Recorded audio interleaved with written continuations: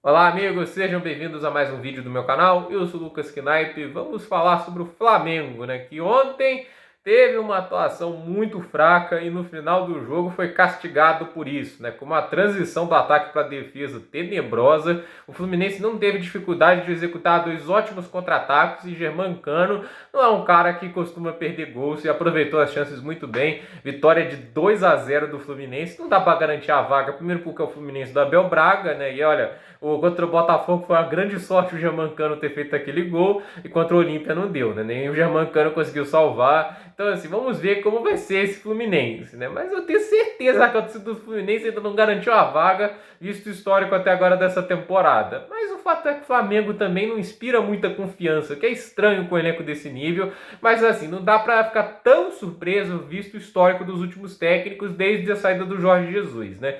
E assim, o Paulo Souza, obviamente, não é culpado de todos os problemas. Eu ainda vou falar aqui da diretoria de futebol superestimada, comandada pelo Marco Braz, né? Eu ainda vou falar aqui também da soberba de alguns jogadores que estão presos em 2019. Mas tem escolhas do Paulo Souza que não dá para defender, principalmente esse esquema de três zagueiros. Porque assim, três zagueiros não é um sistema simples, ele é mais complexo, né? O sistema mais simples do futebol é o 4-3-3, porque ele preenche as posições no campo de maneira simples. Você pode fazer um jogo complexo na base desse esquema, mas ali, zagueiro pela direita, zagueiro pela esquerda, lateral lateral direito, um meia pela esquerda, um meia pela direita, um meia pelo centro. Posso estar aqui confundindo os lados assim, mas estou tentando colocar você no vídeo. Não, ponta pela direita, ponta pela esquerda, um centroavante, entende? Todas as posições bem ocupadas, redondinhas. Agora, esquemas de três zagueiros pressupõem que algum jogador vai cumprir uma função extra, né? Esses esquemas mais diferentes, né? Então, assim, você vê o 4-4-2, por exemplo, você tem dois centroavantes,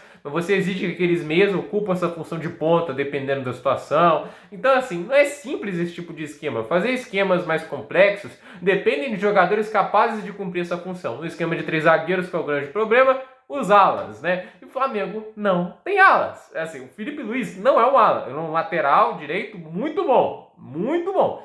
Mas o lateral direito, ele não é um ala pela direita, porque o ala, ele sobe para o ataque, ele é capaz de cumprir funções ofensivas, ele é capaz de fazer uma transição rápida do ataque para a defesa. Não é o que o Felipe Luiz faz, porque ele não tem muita idade para isso, né? Então, assim, o Felipe Luiz ele não vai funcionar direito como ala. E assim, pela esquerda, né, a ala esquerda é muito pior, porque o Isla tá jogando muito mal. O Rodinei é o Rodinei, ele pode até conseguir ter a velocidade para fazer essa transição, mas é um jogador limitado.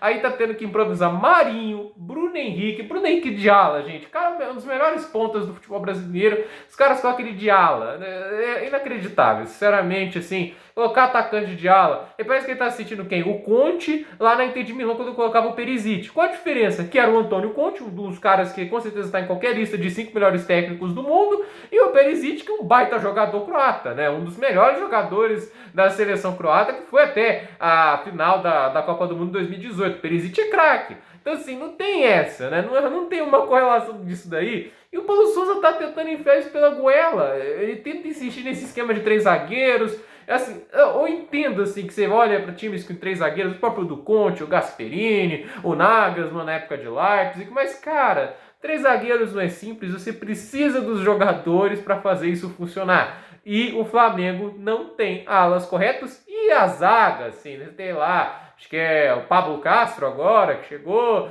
você tem o Fabrício Bruno, o Davi Luiz, mas o Fabrício Bruno não é lá, assim, ele é um jogador ok, tudo isso, mas não acho ele lá sensacional, né? Ele é um jogador que vai ajudar a rotação, mas assim, não é a zaga mais confiável e não é a zaga mais rápida. Esse que é o grande problema, porque quando você propõe a ser propositivo, né, você tentar dominar o jogo, muita posse, afundar o time lá atrás, você precisa de gente rápida na defesa para cobrir nos contra-ataques. Não é o caso de nenhum desses jogadores. O Davi Luiz até se esforça, mas o Flamengo não tem os zagueiros mais rápidos, não tem os alas mais rápidos, o que deixa o sistema defensivo uma grande bagunça, e a gente viu isso nos contra-ataques. As linhas ficaram confusas e abriram os espaços que foram muito bem utilizados, né?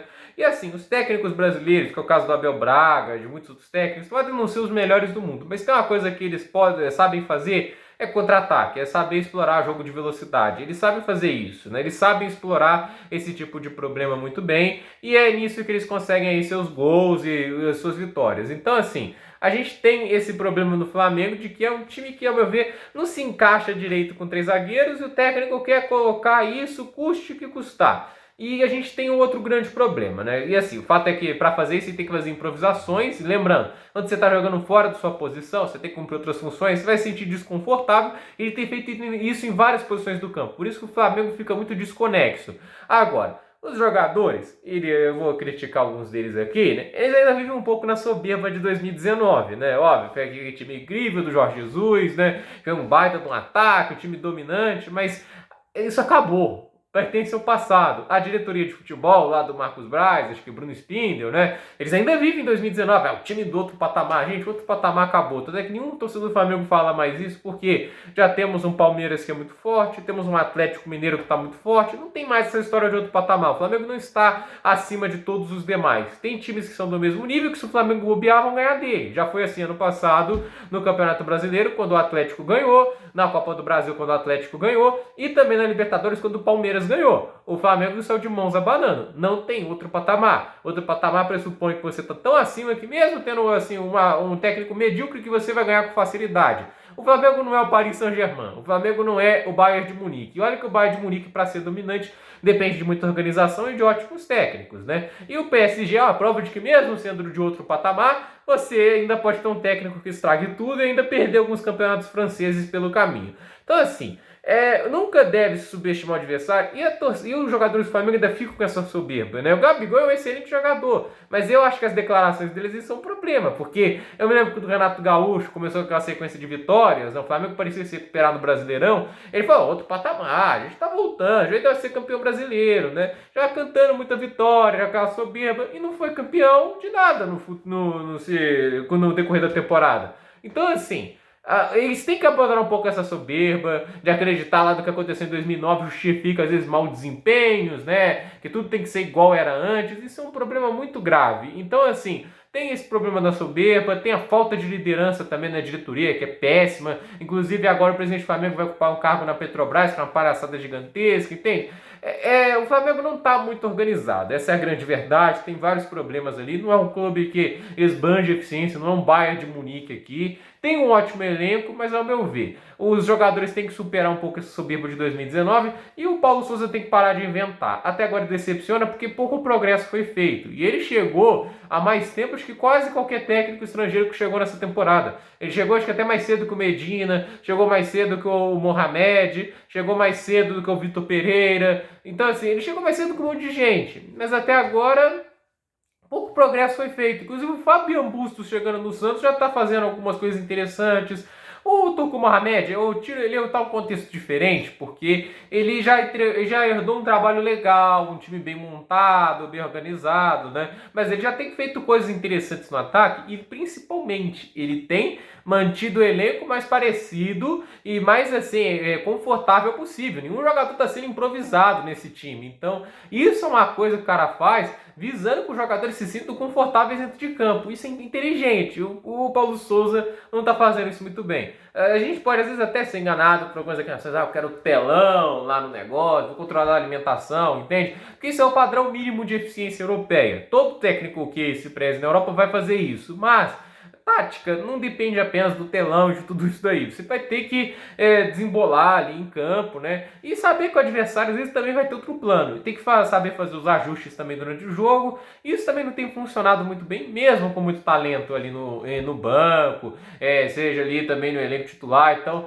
fato é que, assim, tá decepcionando até agora, mas vamos ver como vai ser o prosseguimento da temporada. Mas o fato é que tá precisando melhorar e no Flamengo pressão é um negócio que acontece bastante. Muita gente pode falar que o Flamengo, não, aqui vai ter mais tempo, não é bem assim. Domenech foi demitido cedo, Rogério foi demitido no meio da temporada, Renato também. Então, assim, não é tão fácil assim o Flamengo, se você não gerar resultados aí há algum tempo, né, não conseguir uma boa sequência, não duvido nada do Flamengo cortar ele e ir atrás de outro técnico, seja estrangeiro ou seja algum brasileiro mais badalado, porque do Flamengo não pode duvidar de nada. Gente, por esse vídeo é isso, dúvida nos comentários, deixe seu like, se inscreva no canal, compartilhe este vídeo e até o próximo vídeo.